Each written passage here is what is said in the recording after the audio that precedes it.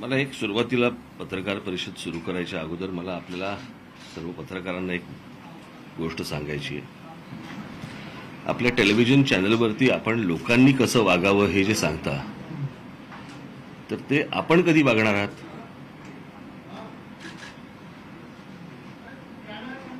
Social distancing ठेवला पाहिजे, अशा अनेक सूचना तुम्ही करत असता, उपदेश करत असता. मला असं वाटतं या गोष्टींच्या ह्याची अंमलबजावणी तुम्ही पण केली पाहिजेत. असो, काल मी मुख्यमंत्री उद्धव ठाकरे यांना मी फोन केला होता आणि या लॉकडाऊनच्या संदर्भामध्ये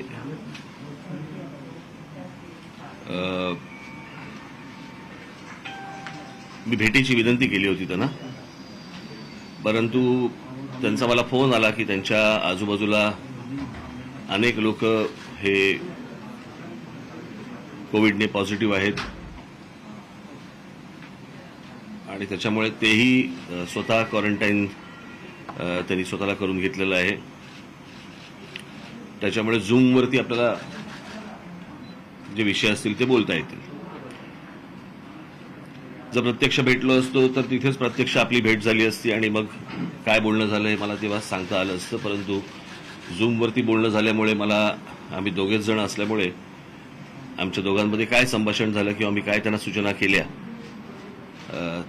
त्या काही आपल्यापर्यंत, जनतेपर्यंत येऊ शकल्या नसत्या. म्हणून मी आत्ता आपल्याला सर्वांना भेटतोय. या लॉकडाऊनची बातमी, पुन्हा एकदा लॉकडाऊन हे जसं लोकांमध्ये पसरलं, पुन्हा एकदा पेशंटची संख्या वाढते आहे. किंबहुना वापरलं चालेल ना,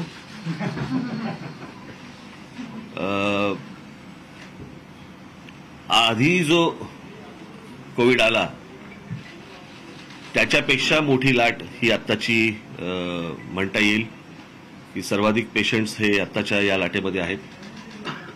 माझं काल मुख्यमंत्र्यांशी बोलणं पण झालं या विषयामध्ये की हे महाराष्ट्रातच का दिसतंय. मला असं वाटतं आपण काही गोष्टींचं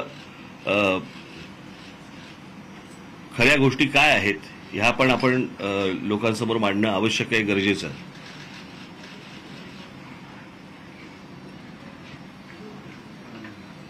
महाराष्ट्र एक औद्योगिक राज्य आहे आणि हे औद्योगिक राज्य असल्यामुळे बाहेरच्या राज्यांमधून येणाऱ्या लोकांची संख्या देखील महाराष्ट्रामध्ये प्रचंड आहे. आज आपण बघतोय की पश्चिम बंगालमध्ये निवडणुका सुरू आहेत, शेतकऱ्यांचे मोर्चा निघाला, इतके दिवस चालू आहेत. तिथे काही करोना बिरोना असल्या काही लाटा बिटा आपल्याला ऐकिवात नाहीत आणि हे महाराष्ट्रामध्येच सर्वाधिक हे सगळं चित्र उभं राहतंय की अख्ख्या हिंदुस्थानामध्ये महाराष्ट्र हे एकमेव राज्य आहे की जिकडे फक्त करोना आहे आणि बाकीच्या राज्यामध्ये नाहीये. याची दोन कारणं, एक म्हणजे बाहेरच्या राज्यांमधनं आपल्याकडे येणारी माणसं रोजच्या रोज, आणि दुसरी गोष्ट म्हणजे त्या राज्यांमध्ये करोना पेशंट्स मोजले जात नाहीयेत आणि ते मोजले जात नसल्यामुळे तिकडचे आकडे येत नाहीयेत आणि फक्त महाराष्ट्रातले आकडे हे समोर लोकांच्या समोर येतात आणि महाराष्ट्रामध्येच सगळी ही परिस्थिती आहे असं आपल्याला वाटतंय. तिथेही तीच परिस्थिती असणार, फक्त मोजले तर कळतील. तुम्हाला आठवत असेल तर त्या गेल्या लॉकडाऊनच्या वेळेला जेव्हा अनेक इथे काम करत असलेले बाहेरच्या राज्यांमधले कामगार लोक हे त्या राज्यांमध्ये निघून चालले होते आणि त्या राज्यांमध्ये निघून जात असताना मी एक सूचना केली होती त्यावेळेला सरकारला की हे जेव्हा परत येतील त्यावेळेला ह्यांची एकतर मोजणी करा आणि ह्यांची चाचणी करा की यांना करोना नाही ना, कोविड नाही ना. असल्या कोणत्याही प्रकारच्या चाचण्या ह्या सरकारतर्फे केल्या गेल्या नाहीत. आलेली माणसं, गेलेली माणसं सोडा, पण येत असलेली माणसं ही निदान आपण मोजली देखील नाहीत. त्याच्यामुळे कोण येतंय कोण जातंय हे जर समजा आपल्याला या गोष्टींचा थांगपत्ता लागणार नसेल तर आज करोना आहे, उद्या अजून काहीतरी असेल. हे दुष्टचक्र न थांबणार आहे. आपण या सगळ्या गोष्टींना वेळीच बंधनं घालत नाही आहोत. कोणी येतंय, कोणी जातंय आणि त्या सगळ्या ह्याच्यामध्ये महाराष्ट्रामधला नागरिक हा घरामध्ये अडकून पडतोय. हे काही चित्र चांगलं नाहीये. परत परत लॉकडाऊन उभं राहणं आणि त्याच्यामध्ये सगळ्यांचीच वाताहत होणं, नोकरी करत असलेल्या लोकांची होणं, व्यापाऱ्यांची होणं, तुमच्या विद्यार्थ्यांचीही होणं, हे काही चांगलं लक्षण नाही. त्यामुळे मी काल त्यांच्याशी बोलत असताना माझ्याकडे अनेक तक्रारी आल्या गेल्या 2-4 दिवसामध्ये, आठवड्याभरामध्ये, आणि अनेक सूचना देखील आल्या. मी काही तक्रारींचा पाढा वाचला नाही, मी सूचनांचा पाढा वाचला. आणि त्याच्यापैकी काही सूचना ज्या मी त्यांना केल्या ते काढून टाक. काही सूचना मी ज्या काही त्यांना केल्या त्या मी फक्त आपल्यासमोर आणि आपल्या मार्फत जनतेसमोर मी वाचून दाखवतोय.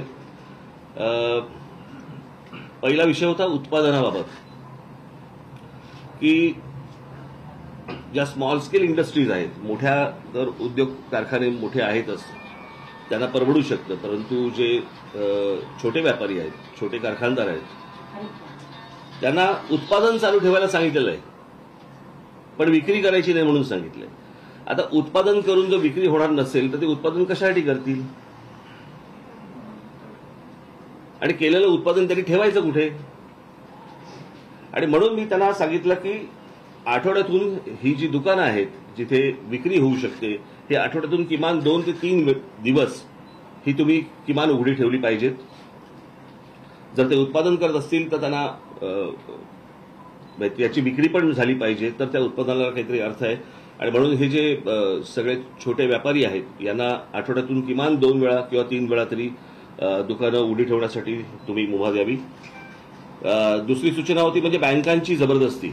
या सगळ्या अख्ख्या दिवसांमध्ये व्यवसाय सगळे बंद आहेत, अनेक लोकांनी अनेक गोष्टी घेतलेल्या आहेत, बँकांचे हप्ते आहेत. आपण समजू शकतो की बँकांकडे पैसे परत गेले पाहिजेत, परंतु लोकांकडे पैसे असतील तर ते बँकांकडे परत जातील ना. आणि त्याच्यामुळे सर्व ह्या ज्या काही बँका आहेत या सर्व बँकांशी राज्य सरकारने बोलून घ्यावं की ही जी, कारण अनेक ठिकाणी आपल्याला असं दिसून येतं की हे सक्तीने वसूल केले जात आहेत.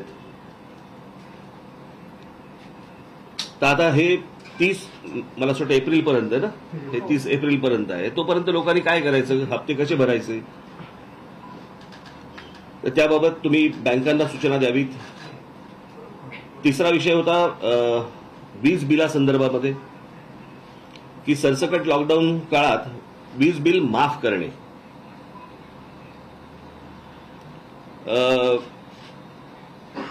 जे व्यावसायिक आहेत त्यांना 50% व्यवसाय कर म्हणजे जीएसटी बाबत राज्य सरकारने सवलत द्यावी आणि या बाबतीत केंद्र सरकारशी बोलून घ्यावं. खरं तर केंद्र सरकारकडनं अनेक जीएसटीचे पैसे यायचे बाकी आहेत, परंतु किमान आता लोकांना दिलासा मिळणं गरजेचं आहे, दिलासा देणं गरजेचं आहे. कारण हे सतत वारंवार तुमच्या काय रुग्णांचे आकडे वाढणं आणि मग तुम्ही लॉकडाऊन लावणं आणि हे सततचे काही प्रकार योग्य होणार नाहीत. आणि सगळं म्हणजे अर्थव्यवस्था तर कोसळलेलीच आहे, समाज मनही कोसळलेलं आहे, आणि मग त्याच्यातनं उरेल काय, आपल्या हाताला काय लागेल. चौथा विषय होता कंत्राटी कामगारांच्या संदर्भामधला, की हा आत्ता गेल्या लॉकडाऊनच्या वेळेला अनेक कंत्राटी कामगारांना राज्य सरकारने घेतले होते आणि मग जशी ती लाट ओसरत गेली तसे त्या सगळ्या कामगारांना काढून टाकले. तर मी त्यांना म्हटलं की ह्या कामगारांना परत बोलवा, या कंत्राटी कामगारांना परत बोलवा, आणि जर जमलं तर महानगरपालिका किंवा इतर ठिकाणी ह्यांना कायमस्वरूपी तुम्ही घेऊन टाका. कारण हे दरवेळेचं आपल्याला काहीतरी तहान लागली की आपण विहीर खणायची, हे प्रत्येक वेळेला काही बरोबर नाही होणार. त्याच्यामुळे हा कामगारांचा विषय जो आहे कंत्राटी कामगारांचा, तो देखील त्यांनी लक्ष द्यावं. हे मी सतत ह्या सगळ्या गोष्टी सूचना करत असताना त्यांनी सूचना ही योग्य आहेत आणि याची लवकरात लवकर मी मंत्रिमंडळाशी बोलून त्याच्यावरती उपाययोजना करतो म्हणून त्यांनी सांगितलं. त्याच्यानंतर मनोरंजन क्षेत्र, ह्या जिम, काय सलून बिलून, यांनाही आठवड्यातून किमान 2 ते 3 वेळा त्यांची दुकानं उघडी ठेवण्यासाठी म्हणून त्यांना परवानगी द्यावी. क्रीडा क्षेत्रामध्ये आता ते स्विमिंग पूल वगैरे सगळे बंद आहेत, आपण समजू शकतो, चला स्विमिंग पूल वगैरे बंद आहेत, परंतु जे खेळाडू जे सराव करतायत, या सराव करणाऱ्या सर्व खेळाडूंसाठी काही सवलत असणं गरजेचं आहे. मग त्याला स्विमिंग पूल किंवा त्यांची जो काही खेळ खेळत असतील त्याप्रमाणे तिकडे त्यांना सराव करण्यासाठी त्यांना परवानगी मिळणं गरजेचं आहे, आवश्यक आहे. की अनेक तुमचे काय हे बॉडी बिल्डर्स असतात, त्यांना जिम्स उपलब्ध नाही आहेत, अनेक इतर वेगवेगळ्या खेळाडू जे असतात की जिकडे गर्दी होणार नाही परंतु त्यांना सराव करता येईल, त्यासाठी सरकारने त्यांना मदत करावी. सरकारची आत्ताच तिजोरीची हालत आपण ऐकली या गेल्या अर्थसंकल्पामध्ये. तरी मी त्यांना एक सांगितलं, म्हटलं शेतकऱ्यांना या संपूर्ण काळामध्ये म्हटलं तुम्ही एक काही हमीभाव द्यावा राज्य सरकारने, कारण पुन्हा परत तो जर शेतकरी परत कोसळला तर पुन्हा अजून मोठं संकट आपल्यावरती येईल. शेवटची सूचना मी त्यांना केली होती शाळांच्या संदर्भामध्ये की शाळा तर बंद आहेत, परंतु शाळा ज्या फिया आकारतायत या तशाच आहेत. आणि जर समजा या शाळांना सांगितलं गेलं नाही की तुमच्या फिया आता तुम्ही घेऊ नका किंवा काही अर्ध्या घ्या किंवा काही, एक तर मुलांची वर्षाच्या वर्ष 1.5 वर्ष फुकट गेलेलं आहे. आता 10वी 12वी परीक्षेला बसलेले आहेत. खरं तर ह्या 10वी 12वीच्या पोरांना प्रमोटच केले पाहिजेत.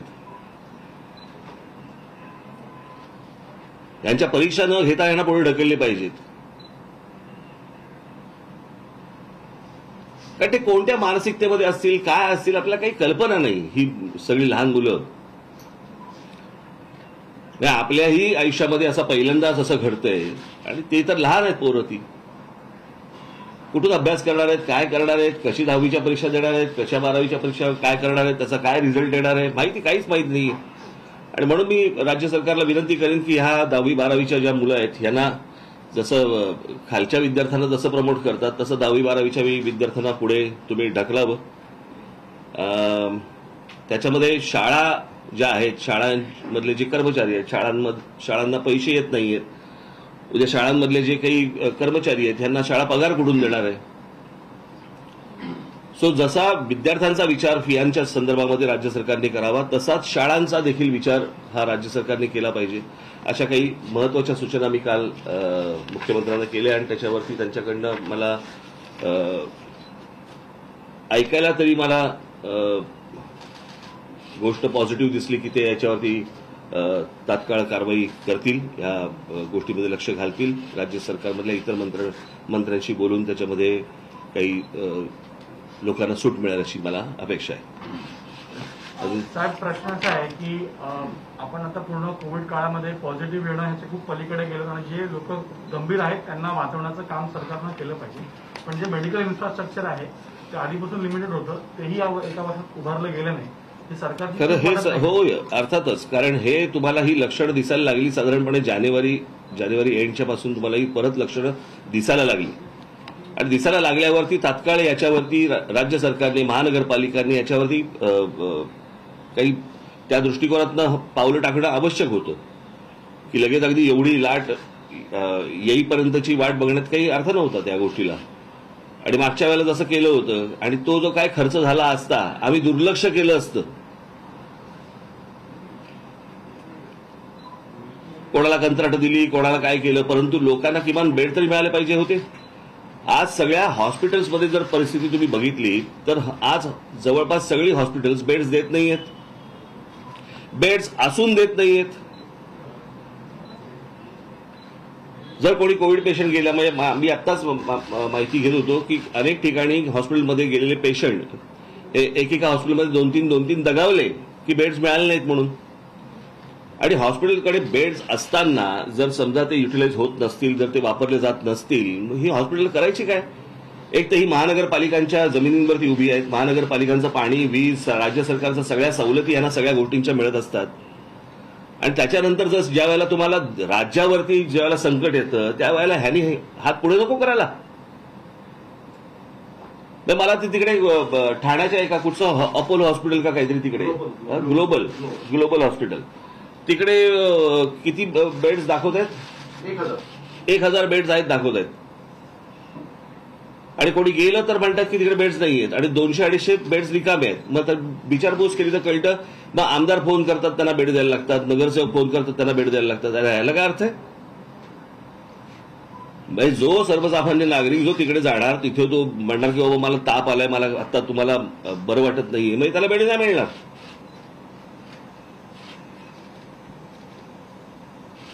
आणि राज्य सरकारने ह्या सगळ्या गोष्टी सक्तीने करणं गरजेचं आहे. यांना आत्ता ह्या गोष्टींच्या जाणीवा जर नसतील या हॉस्पिटल्सना आणि वगैरेवर, तर जाणीवा करून दिल्या पाहिजेत. आमची जाणीवा करून द्यायची पद्धत वेगळी आहे, परंतु ही काही ती वेळ नाही. त्याच्यामुळे आम्ही आत्ता त्या वाट्याला काही जात नाही आहोत. परंतु जे हॉस्पिटलचे जे कोणी बघणारी लोक असतील त्यांनी या गोष्टींचा नीट गांभीर्याने विचार करणं आवश्यक आहे.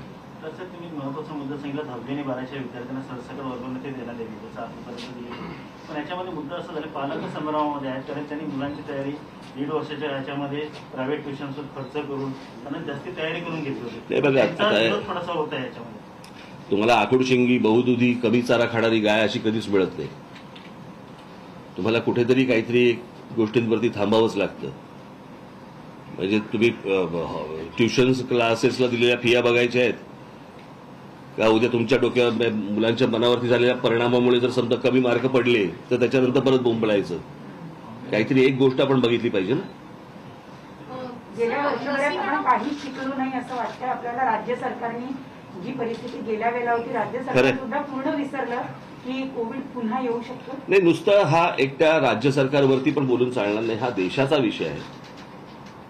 आज लाट इकडे आहे, उद्या लाट दुसरीकडे येईल, परवा लाट तिसरीकडे येईल, काही सांगता येत नाही. मला असं वाटतं की या आरोग्य या विषयावरती राज्य सरकारांनी सर्व आणि केंद्र सरकारने गांभीर्याने विचार करणं गरजेचं आहे की त्याच्यासाठीचं बजेटमधली तरतूद जी आहे ही देखील मोठ्या प्रमाणावरती येणं आवश्यक आहे. सर, कोविड वॅक्सिनेशन केंद्र सरकार म्हणतंय की महाराष्ट्र, पंजाबमध्ये मोठ्या प्रमाणात कोविड पेशंटची संख्या वाढते, पण इतर राज्यांसंदर्भात काही होताना दिसून येत नाही. मी मगाशी बोललो तो विषय, मी सुरुवातच त्यांनी केली. कोविड वॅक्सिनेशन जर बघितलं गेलं, आता देशामध्ये फक्त कोविशिल्ड आणि कोवॅक्सिनच आहे.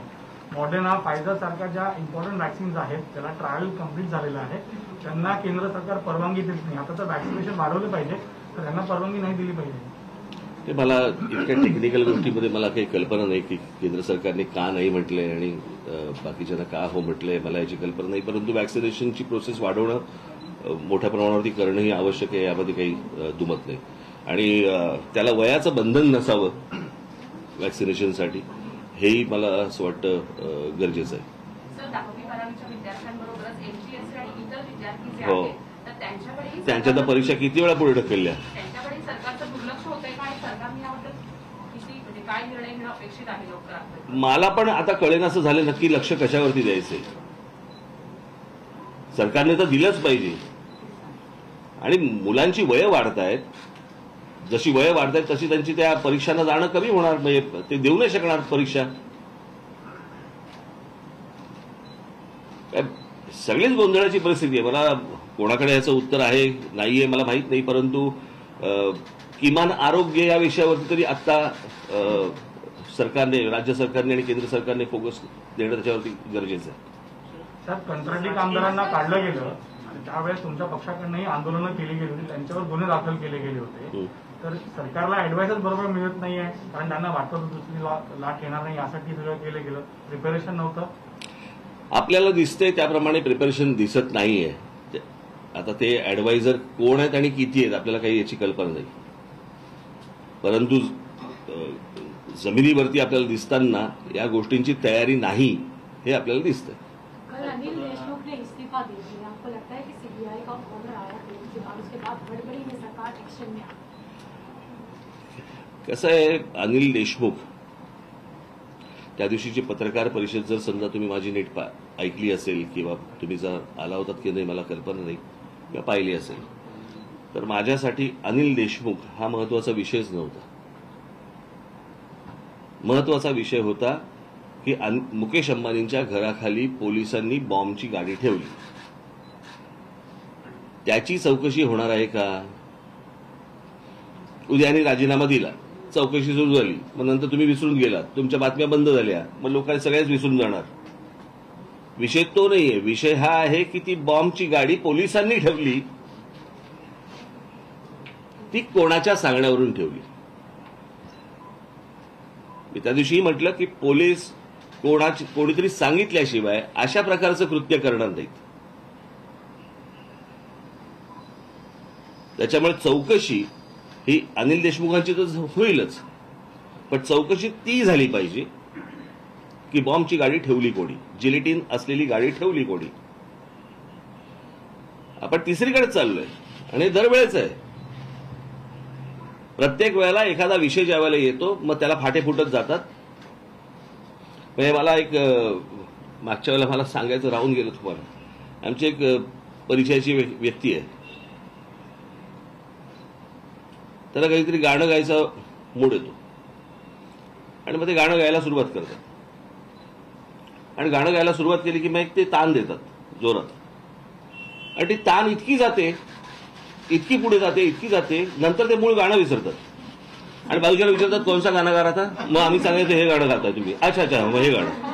कळलं का? ते तुमचं सगळं असं चालू आहे सगळं आता, की मूळ विषय कुठचा निघतो तो नंतर कुठेतरी भरकटत धलतीकडेच जातो. आणि कशापासून सुरुवात झाली या गोष्टींची हे आपण बघतच नाही. इसके पहले भी कई केसों में हमने देखा है, चाहे सुशांत का हो या आरुषि का केस हो, कई सारे केस में ऐसे ही वो मुद्दा पटक गया. आपको लगता है एक केस में ये मुद्दा पूरा पटक गया है? और जो क्या हुआ था, किसने, म्हणजे सुशांतच्या केसमध्ये बिचार त्या सुशांतने आत्महत्या केली आणि जेलमध्ये गेला अर्णव. आता कशाचा कशाला काही संबंध आहे का मला जरा सांगा. ते तसंच झालं, वेगळी ताण लावलीत ना तुम्ही, त्याच्यामुळे मूळ मुद्दा गेला. पण एनआयए म्हणते की तपास योग्य दिशेला आहे. आता हत्येचा आणि या स्फोटकं ठेवण्याचं प्रकरण बाहेर येण्याशी मतलब आहे, बाहेर यावं. हे सरकार जे आहे मागील 6 वर्षांपासून आपण पाहतोय, 2 मंत्र्यांना राजीनामे द्यावे लागले, अनेक प्रकरणं समोर आली, बदनामी झाली, म्हणून कामापेक्षा बदनामीमध्ये गुंतून राहिलं सरकार आपल्याला वाटतं का? मला काल एक फार चांगला कुठेतरी विनोद पाठवला की उद्धव ठाकरेंच्या हातामध्ये राज्य आलंय का त्यांच्यावरती राज्य आलंय.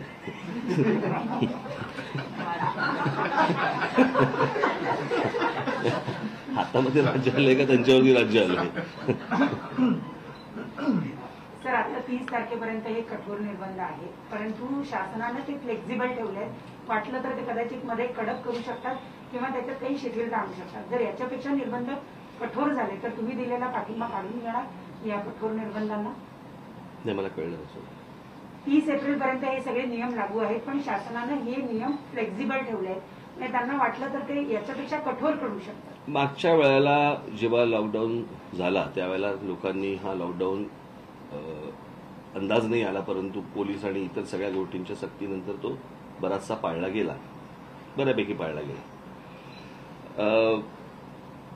आत्ता लोकांना या सगळ्या गोष्टींची नीट जाणीव झाली की हे जर समजा पाळलं नाही गेलं, पुन्हा कठोर जर समजा लॉकडाऊन आला तर अजून आपल्याला त्रास होईल. त्याच्यामुळे सर्वच जण नीट लॉकडाऊन पाळतील अशी मला तरी आता आशा वाटते. रेस्टॉरंट देखील बंद असणार आहे, रेस्टॉरंटही बंद असणार आहे, त्या निर्णयाबाबत रेस्टॉरंटही बंद असणार आहे. काय करू मी? मग काय करू मी? नाही सर, तुमचं काय मत आहे तर त्याबद्दल? आणि पुण्यात पण अनेक व्यापारी जे शासनानं याला खूप वेगवेगळे अंग येतो. आता याला काय तुम्ही लॉकडाऊन म्हटल्यानंतर याला काय तुम्ही बोलणार? फक्त रेस्टॉरंट असा विषय येतो का? देशमुखांचे बार पण बंद आहेत.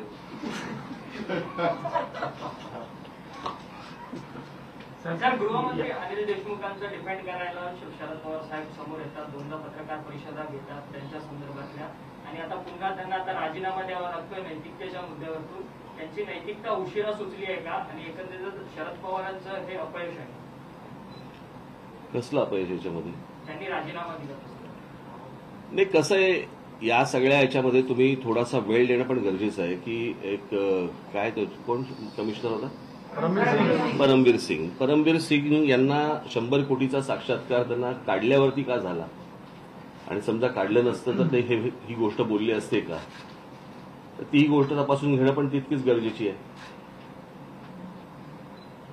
पण ते जे बोलले की तुम्ही बारमध्ये आणि रेस्टॉरंटमध्ये जाऊन तुम्ही पैसे गोळा करा, लांछनास्पद आहे. पण त्यात बदल्यांचाही बाजार केला गेला स्वतः ते एक केला अहो, तुम्ही आता काही नवीन पत्रकार आहात का? हे बदल्यांचे बाजार होतातच ना. एकदा मंत्रालयामध्ये जर समजा तुम्ही कान दिलेत, आता मला फार बोलायला पण तुमच्याबद्दल लावू नका. तुमचेही अनेक लोक तिकडे असतात बदल्या घेऊन. सर 40 दिवसामध्ये दोन मंत्र्यांचे राजीनामे सध्या ह्याच्यामध्ये बघायला मिळाले आहेत आणि एकीकडे विरोधक म्हणतात की आणखीनही असेच राजीनामे याच्या पुढे देखील बघायला मिळतील. तर कोरोना परिस्थिती गंभीर आहे आणि याच्यामध्ये हे राजकारण येतं. आता आपण करोनाबद्दल बोलू, करोनामधनं बाहेर येऊ. पण सर 40 दिवसामध्ये 2 मंत्र्यांचे राजीनामे सध्या सत्ताधारी पक्षांचे बघायला मिळतात. आता मिळतात म्हणजे केलंच काम तसं तर मिळणारच ना तुम्हाला बघायला. तसं जर अजून झालं तर अजून मिळतील. राजकीय प्रश्न फक्त सत्ता पाडण्यासाठीच प्रयत्न करते. जनतेचे भाजप- प्रश्न बरेच आहेत. हे बघा, पहिली गोष्ट, सत्ता पाडण्यासाठी जर समजा प्रयत्न होत असतील तर त्या मंत्र्यांकडनंही काहीतरी कृत्य होतंय ना. कळलं का? ती काय इमारत आहे का खालचे पिलर काढले? त्या मंत्र्यांकडनं असं काहीतरी घडतंय ज्याच्यातनं त्यांना राजीनामे द्यावे लागत आहेत. ही पण गोष्ट बघितली पाहिजे. नुसतं असं सरकार काय असंच पाडता येत नाही. नाही, पण मध्यंतरी बातमी अशी आली की पवार साहेब अमित शहा यांना भेटायला अहमदाबादला गेले आणि या सगळ्या परिस्थितींमध्ये एनसीपीचं डेस्परेशन किंवा जी अडचण आहे ती समोर दिसते का? किंवा कारण त्याबद्दल दोन्ही पक्षांकडनं जे भाकीत केलं गेलं ते सगळं गुलदस्त्यात ठेवण्यात आली. माहित नाही मला. मला काय काय कळतं? सामान्य माणसाचे प्रश्न सरकारसमोर मांडताय किंवा मुख्यमंत्री काय मी ज्याच्यासाठी मोळ घेतली ना पत्रकार परिषद, त्याच्यानंतर तुम्ही ताण मारताय. कळलं का? मला असं वाटतं आता एवढंच बस. जीएसटी संदर्भात